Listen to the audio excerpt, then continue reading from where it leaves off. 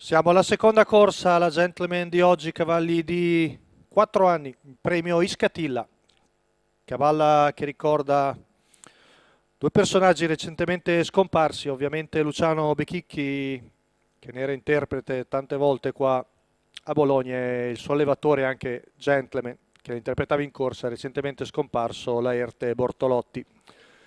Lo schieramento: 1 Zingaro Ross, Paolo Massieri; 2 Zarina Baba, Giancarlo Moretti; 3 Zibellino Matto, Stefano Lago; 5 Zagreb Trio, Andrea Orlandi; 6 Zarina d'Amore, Matteo Zaccherini; in seconda fila 7 Zumba Piss, Johnny Pissolato; 8 Zenz, Lucia Pasqualini; 9 Zucco Legend, Alessandro Campani; 10 Zola Bad, Filippo Monti. Ritirati 4, 11 e 12.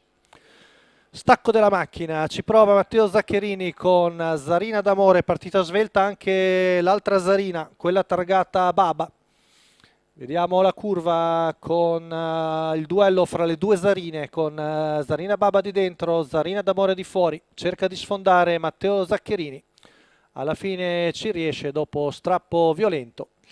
In terza posizione Zibellino Matto a precedere Zagreb Trio, poi Zumba Pis e Zola Bad all'esterno, mentre si è attardato in rottura Numero Zenz. 8 Zenz In squalificato. vantaggio Zarina d'Amore su Zarina Baba, poi vediamo in terza posizione il numero 3 di Zibellino Matto a precedere Zagreb Trio.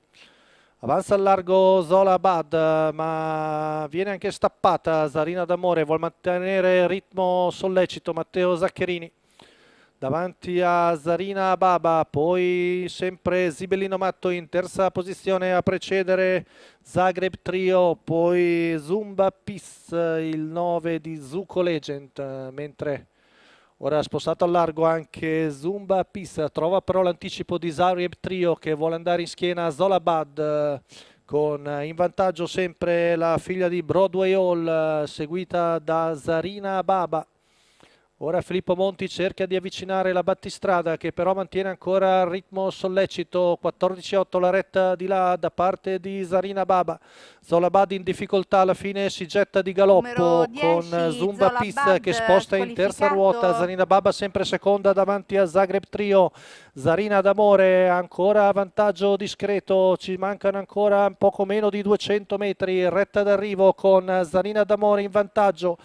Viene attaccata da Zolabad che però non conta perché è di galoppo. Alla fine Zarina d'Amore viene a vincere nei confronti di Zumba Peace e Zarina Baba, mentre rompe anche Zagreb Trio. La vittoria per Matteo Zaccherini, Zarina d'Amore, il treni di Alessio Vannucci, la scuderia Federiche Mario per la figlia di Broadway Hall. Una vittoria molto importante per la lotta privata tra i due gentleman.